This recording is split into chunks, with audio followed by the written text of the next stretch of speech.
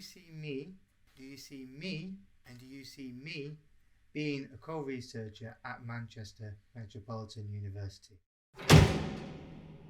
I am a researcher at Manchester Metropolitan University on a project called My Mental Health and Medication with Dr. Sue and Dr. Dawn.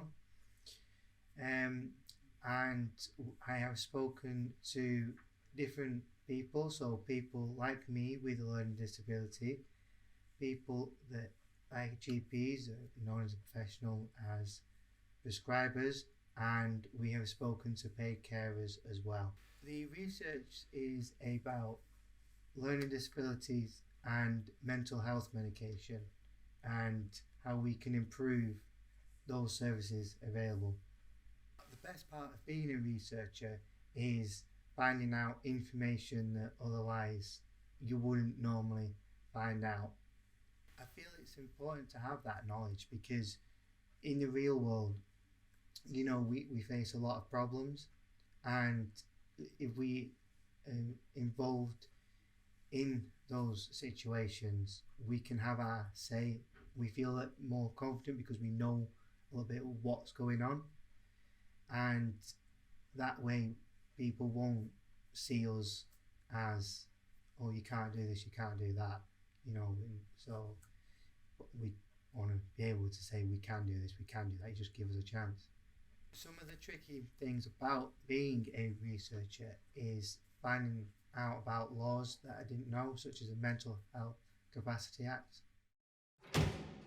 How do you feel when people say you cannot do? What do you do?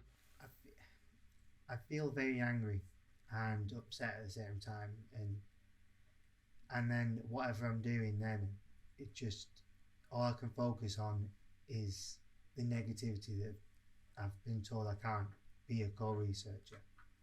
When I prove people wrong, I feel absolutely amazed because I've put them in the place, and I've shown them that even with a learning disability, I can still function in today's society. Just because I need extra help doesn't mean I'm any different. When I do my job as a co-researcher, it makes me very proud and honoured to be part of something big, not only for myself but for everybody. And as I said, for interviewing GPs and prescribers, as they're known, makes me feel empowered, makes me learn something, and I can tell then if they know what they're doing or not, and if they don't know what they're doing, I can have a go at them a little bit further down the line. When I've been interviewing paid carers, that's more of a general conversation, and I get to learn more.